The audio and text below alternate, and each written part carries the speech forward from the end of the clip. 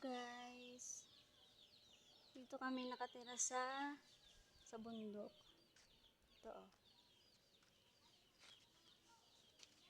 Punta natin yung manok namin.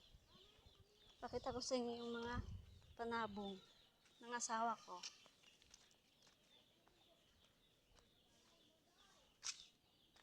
Dito na. Ayan oh.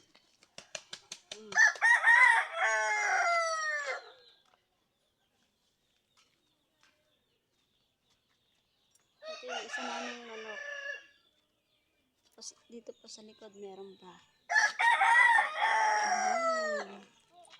Ayan o. Tapos meron pa dito sa likod. Pinakalikod ng bahay.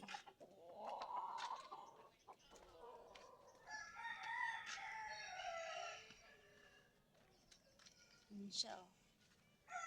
Nagtatago.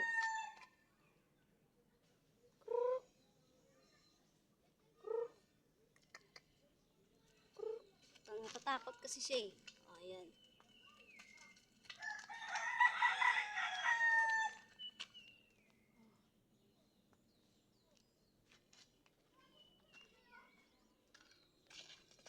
Daming puno. Pero hindi sa amin to. Ito yung mga tanim namin. Patola.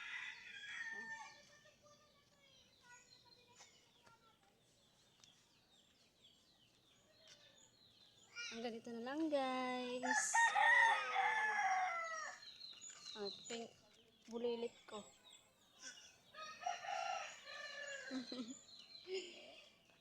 Okay guys, hanggang dito na lang. Thank you for watching.